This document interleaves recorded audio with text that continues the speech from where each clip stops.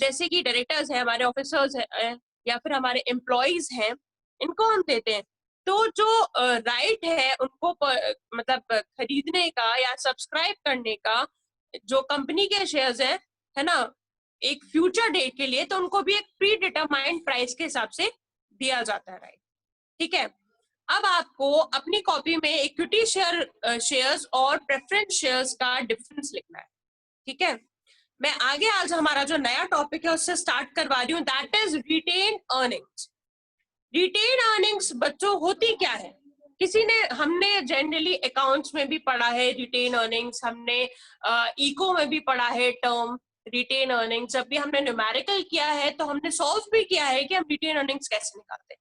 अभी यहाँ पर बिजनेस स्टडीज में रिटेन अर्निंग्स का क्या मतलब वही है, लेकिन तरीका अलग है। यहाँ पर भी जैसे आप बोलते हैं हम लॉन्ग टर्म फाइनेंस में रिटेन अर्निंग का इस्तेमाल करते हैं। ठीक है, retained earnings are also known as plugging back of profit. Retained earnings, self financing और internal financing reserve और surplus। मतलब हम इसको बोलते हैं कि हम कैसे अपने प्रॉफिट को, यानी कि आप बोल सकते हो रिमेनिंग प्रॉफिट जो होता है उसको हम रिटेन अर्निंग कहते हैं, कि कैसे हम उसको, वो जब हम सारे डिविडेंड पे कर देते हैं, हम सारे टैक्सेस पे कर देते हैं, उसके बाद भी जो बिना डिस्ट्रीब्यूट हुआ प्रॉफिट बचता है उसको हम रिटेन अर्निंग कहते हैं। ठीक है, तो रिटेन अर्निंग किसको कहते हैं बच्चों? जब कंपनी सबको, मतलब शेयर होल्डर्स को डिविडेंड पे कर देती है, टैक्सेस पे कर देती है, ठीक है, और मतलब प्रॉफिट्स पे कर देती है, मतलब डिस्ट्रीब्यूट कर देती है, उसके बाद भी जो अनडिस्ट्रीब्यूटेड प्रॉफिट रह जाता है उसको हम रिटेन अर्निंग कहते हैं। ठीक है, ये हमारी कंपनी की ग्रोथ में हेल्प करता है, या फिर आप बोल सकते हो एक्सपेंड करने में मदद करता है। It is considered the most important source of finance. इसको कंपनी अपना एक बहुत इंपॉर्टेंट फाइनेंस का सोर्स मानती है, कि कैसे वो अपने फंड्स रेज करने में हमारी कंपनी की मदद करता है। क्योंकि ये इंटरनली जनरेटेड होता है, तो इस मेथड को हम सेल्फ फाइनेंसिंग भी कहते हैं। क्योंकि ये हमारा इंटरनली जनरेटेड होता है, क्योंकि हम खुद करते हैं, अनडिस्ट्रीब्यूटेड प्रॉफिट को ही तो रिटेन अर्निंग कहते हैं, क्योंकि हमने इंटरनली जनरेट किया है, तो हम इसको सेल्फ फाइनेंसिंग भी कहते हैं। ठीक है, अब इसके फीचर्स होते हैं आपके,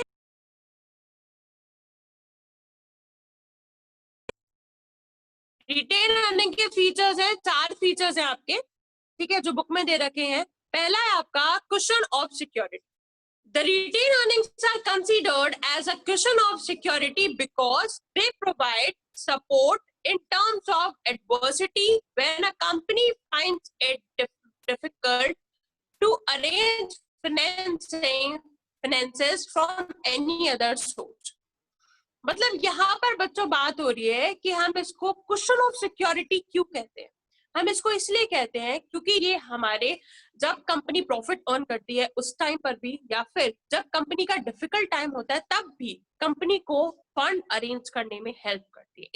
इसलिए हम कंपनी का इसको कुशन ऑफ सिक्योरिटी कहते हैं, यानी कि चाहे डिफिकल्ट टाइम हो या फिर एडवर्सिटी यानी कि गुड टाइम्स, तब भी कंपनी की दोनों साइड से फंड्स को रेज करने में मदद करता है। ठीक है, ये आ जाता है generally question, question of security क्यों कहते हैं, इसको मार्क कर लेना। ठीक है,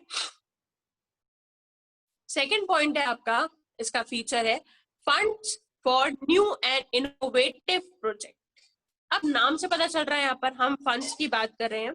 रिटेन अर्निंग्स एक हमारा कॉमन सोर्स है, इंपॉर्टेंट सोर्स है, अभी तक हम ये सारे पॉइंट्स पे पढ़ते आए हैं बच्चों। ठीक है, और क्योंकि हमें कभी कभी रिस्की प्रोजेक्ट्स पर भी काम करना होता है, उसके लिए भी ये हमारा फाइनेंस का इंपॉर्टेंट सोर्स है। ठीक है, इसको हम रिसर्च वर्क के लिए या फिर एक्सपेंशन प्रोजेक्ट्स के लिए, ठीक है, तो इसलिए हम इसको बोलते हैं कि ये एक तरीके से हमें न्यू और इनोवेटिव प्रोजेक्ट्स के लिए फंड प्रोवाइड करता है।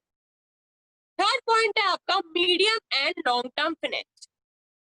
रिटेन अर्निंग को हम एक ओनरशिप फंड कहते हैं। ओनरशिप फंड तो ये है ही, कैसे कहते हैं इसको? क्योंकि ये हमारे लिए लॉन्ग टर्म और मीडियम टर्म फाइनेंस को प्रोवाइड करता है, कंपनी की हेल्प करता है। ठीक है, मीडियम, थर्ड पॉइंट है इसका medium and long term finance. Retained earning को मतलब ये तो हमारा क्योंकि हम कंसिडर ही करते हैं कि हमें फाइनेंस प्रोवाइड करता है, चाहे वो मीडियम टर्म हो या लॉन्ग टर्म हो। फोर्थ पॉइंट है इसका कन्वर्जन इनटू ओनरशिप फंड, यानी कि जितनी भी हमारी सरप्लस रिटेन अर्निंग्स है, सरप्लस क्या होता है? प्रॉफिट। प्रॉफिट को यहाँ पर हम यानी कि ज्यादा मात्रा में जब प्रॉफिट होता है उसको हम सरप्लस में कन्वर्ट करते हैं। तो जो हमारा जो सरप्लस रिटेन अर्निंग्स है, ठीक है, उसको हम यानी कि उसको हम कन्वर्ट कर सकते हैं शेयर कैपिटल में। कैसे कन्वर्ट कर सकते हैं? जब हम बोनस शेयर्स मतलब बोनस शेयर्स इशू करके हम उसको शेयर कैपिटल में कन्वर्ट कर सकते हैं, ठीक है। इन issue of bonus shares there is no outflow of cash. Investors too are benefited by the issue of shares free of cost. जब हम बोनस शेयर्स इशू करते हैं तो यहाँ पर कोई भी कैश का आउटफ्लो नहीं होता, मतलब कैश का बाहर, मतलब आप बोल सकते हैं कैश कम नहीं होता है, ठीक है। इन्वेस्टर्स को भी बेनिफिट मिलता है, ठीक है, इन शेयर्स को, मतलब शेयर्स को इशू करने में, क्योंकि वो जनरली उनको फ्री ऑफ कॉस्ट पड़ता है, ठीक है ना। तो यहाँ पर आउटफ्लो ऑफ कैश नहीं होता, इसका मतलब ये है कि कैश कम नहीं हो रहा कंपनी को, इन्वेस्टर्स को बेनिफिट ही मिल रहा है, ठीक है, जब हम इसको ओनरशिप फंड में कन्वर्ट करें, यानी कि बोनस शेयर्स इशू करते हैं। तो ये थे चिल्ड्रन आपके फीचर्स ऑफ रिटेन अर्निंग्स। किसी को कोई डाउट है रिटेन अर्निंग टॉपिक में तो you can ask me, you can raise your hand.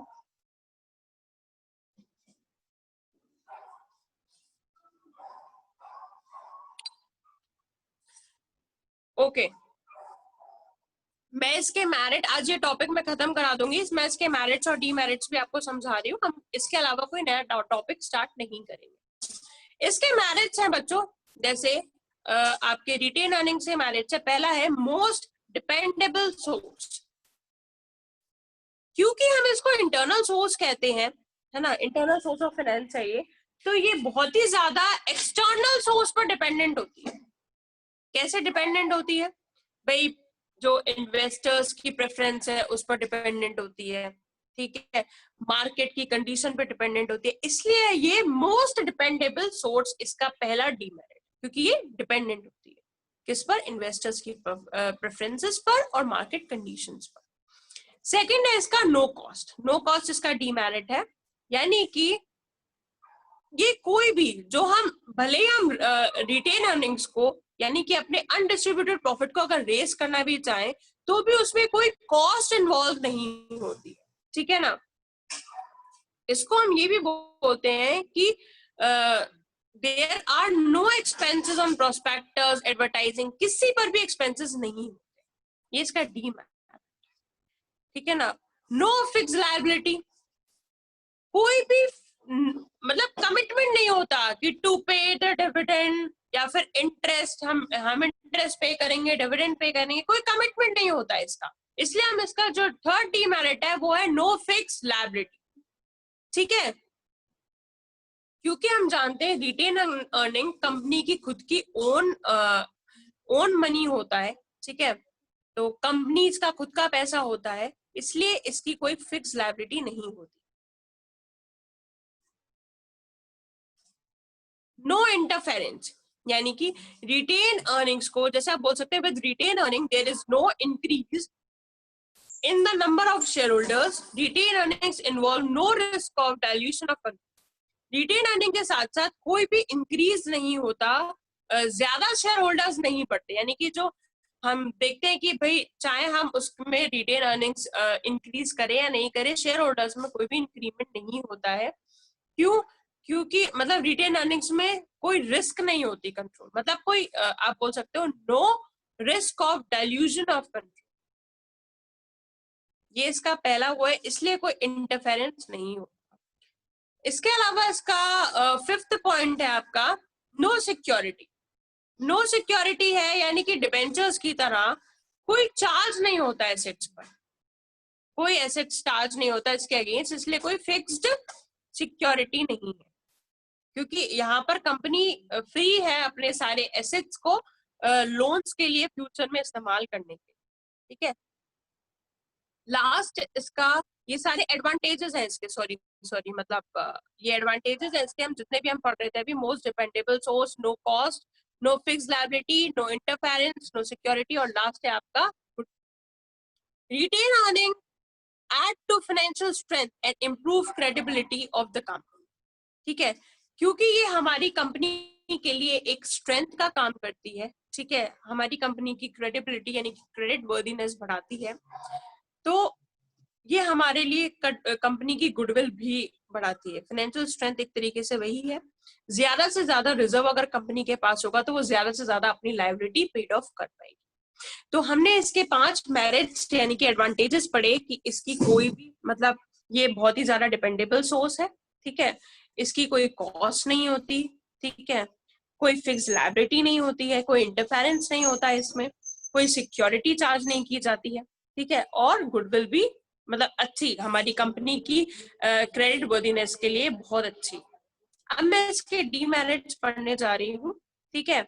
Demerits है आपका केयरलेस यूज, कभी कभी इसका इस्तेमाल बहुत गलत तरीके से हो जाता है, क्योंकि हम जानते हैं इसकी कोई कॉस्ट नहीं होती, तो हम इसको ज्यादा से ज्यादा मैनेजमेंट क्या करती है कि ज्यादा से ज्यादा शेयर होल्डर से ज्यादा इंटरेस्ट ले, कभी कभी रिटेन अर्निंग्स को यूज नहीं करती है, ठीक है, तो केयरलेस यूज होता है इसका। आप बोल सकते हो इसको मिसयूज किया जाता है अनप्रॉफिटेबल चीजों में या फिर अनडिजायरेबल इन्वेस्टमेंट, ठीक है, और ऐसे ऐसे प्रपोजल्स में इसका मिसयूज किया जाता है।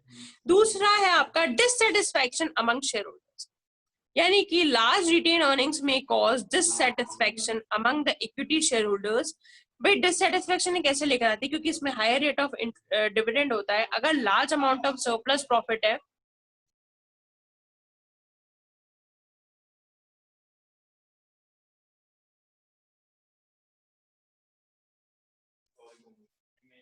ठीक है, if a large amount of surplus profit is kept aside in the form of reserves, मतलब आप बोल सकते हैं ना उनको ज्यादा हाई रेट ऑफ डिविडेंड नहीं मिलेगा, चाहे कंपनी कितना भी प्रॉफिट कमा रही हो, रेट ऑफ डिविडेंड तो फिक्स रहता है, ठीक है। तो शेयर होल्डर्स के बीच में ये डिससेटिस्फेक्शन का दूसरा पॉइंट है। तीसरा है आपका over capitalisation, large amount of retained earnings result in issue of bonus shares. ज्यादा अगर हमारी रिटेन अर्निंग ज्यादा होगी तो उसमें जो हमारे बोनस शेयर्स है वो ज्यादा इशू होंगे, ठीक है ना, या फिर इक्विटी शेयर होल्डर्स को ज्यादा बोनस शेयर्स इशू किए जाएंगे, तो ये भी ओवर कैपिटलाइजेशन का पार्ट है, ठीक है। लास्ट पॉइंट है इसका, लास्ट डिसएडवांटेज है इम्बैलेंस्ड ग्रोथ। इम्बैलेंस्ड ग्रोथ क्या है, when surplus profits are not distributed in the form of dividend, मतलब अगर सरप्लस प्रॉफिट जो बचा हुआ प्रॉफिट है, ठीक है, अगर वो डिविडेंड के फॉर्म में नहीं डिस्ट्रीब्यूट हो रहा है तो उसको हम प्रॉफिट के तरीके से इस्तेमाल कर लेते हैं सेम इंडस्ट्री में आगे की ग्रोथ के लिए, एक्सपेंशन के लिए। तो ये एक तरीके से इम्बैलेंस ग्रोथ है कि अगर बचा हुआ होगा, सरप्लस होगा, तभी हम इस्तेमाल करेंगे, ठीक है। जब सरप्लस प्रॉफिट डिस्ट्रीब्यूट हो जाता है डिविडेंड के फॉर्म में, तो जो शेयर होल्डर्स का होता है वो ज्यादा इन्वेस्ट कर देते हैं अलग अलग कंपनियों में, तो हमारी कंपनी की जो बैलेंस ग्रोथ है वो अलग अलग कंपनीज की बैलेंस ग्रोथ में कम, मतलब आप बोलते हैं ना अब ज्यादा हो रहा है, डिस्ट्रीब्यूट हो गया तो उन्होंने कहीं और इन्वेस्ट कर दिया, तो यहाँ पर ये रिजल्ट करता है आपका इम्बैलेंस ग्रोथ, ठीक है। तो चिल्ड्रन ये हमारा टॉपिक जो मैंने आज आपको स्टार्ट करवाया, हमने पहले तो डिसएडवांटेजेस पढ़े थे प्रेफरेंस शेयर्स के, जो मैंने कल पढ़वाया था आपको, ठीक है। हमने रिटेन अर्निंग आज अपना नया टॉपिक स्टार्ट किया, जिसमें मैंने आपको उसके फीचर्स बताए कि हमारी कंपनी का एज अ क्वेश्चन होता है, ठीक है, इनोवेटिव प्रोजेक्ट्स के लिए, न्यू प्रोजेक्ट्स के लिए फंड्स देता है, ठीक है, लॉन्ग टर्म और मीडियम टर्म फाइनेंस के लिए हमारा ये इम्पोर्टेंट फीचर है, ये ओनरशिप फंड में कन्वर्ट हो सकता है, ठीक है, इसके मेरिट्स हैं आपके,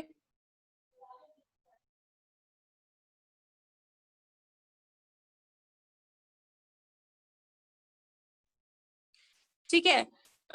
ये हमारे इसके मेरिट्स है, मोस्ट डिपेंडेबल सोर्स है ये, नो कॉस्ट है इसमें, नो फिक्स लायबिलिटी पड़ी हमने, नो इंटरफेरेंस होता है शेयर होल्डर्स का, ठीक है, नो सिक्योरिटी है, कुछ भी हमें एसेट नहीं रखना पड़ता है इसके अगेंस्ट पे, और गुडविल क्योंकि ये हमारी कंपनी की क्रेडिट वर्दीनेस पे वर्क करता है, ठीक है, फाइनेंशियल स्ट्रेंथ को बढ़ाता है, इसलिए ये इसका ये इंपॉर्टेंट मेरिट। फिर हमने इसके 4 डीमेरिट्स पढ़े अभी। इसका केयरलेस यूज होता है, मिस यूज होता है, यानी कि मतलब कैसे भी अनडिजायरेबल प्रपोजल्स पर इन्वेस्ट कर दिया जाता है, ठीक है। सेकेंड है आपका डिससेटिस्फेक्शन, मतलब शेयर होल्डर्स का कभी कभी ऐसा होता है ना कि रेट ऑफ डिविडेंड तो फिक्स है, ठीक है, चाहे कंपनी प्रॉफिट ज्यादा कमा रही हो कम कमा रही हो, उनका डिविडेंड तो फिक्स है, तो यहाँ पर ये थोड़ा सा डिससेटिस्फेक्शन हो जाता है शेयर होल्डर्स के बीच में। थर्ड पॉइंट है इसका ओवर कैपिटलाइजेशन, क्योंकि हमें पता है कि कंपनी का ज्यादा से ज्यादा अगर रिटेन अर्निंग होगी तो उसको ज्यादा बोनस शेयर इशू करने पड़ेंगे इक्विटी शेयर होल्डर्स को, तो यहाँ पर ये हो जाता है कि ओवर कैपिटलाइजेशन हो जाता है। इम्बैलेंस ग्रोथ हमने ये देखा कि हमारा हमें अगर प्रॉफिट डिस्ट्रीब्यूट हो रहा होता है तो हम देखते हैं कि उसी कंपनी में लगा दिया गया, इंडस्ट्री में लगा दिया गया, अगर नहीं डिस्ट्रीब्यूट हो रहा होता है तो हम नहीं, मतलब ज्यादा डिस्ट्रीब्यूट हो रहा है तो हम अलग अलग कंपनीज में इन्वेस्ट कर देते हैं, और कम डिस्ट्रीब्यूट हो रहा होता है तो उसी कंपनी में लगा देते हैं, तो इम्बैलेंस ग्रोथ है यहाँ कि अगर आया प्रॉफिट तो ही इन्वेस्टमेंट हुआ, नहीं आया तो नहीं। तो चिल्ड्रन अभी तक जितना मैंने पढ़ा, अगर आपको कोई डाउट है तो you can ask me.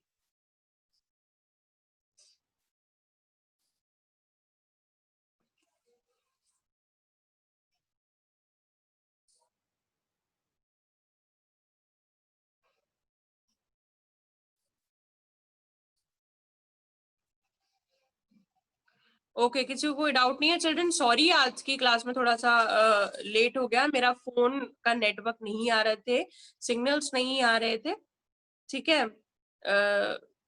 Next time but I will do remember, ठीक है। हम इसी में आगे कंटिन्यू करेंगे जीडीआर मंडे से, ठीक है।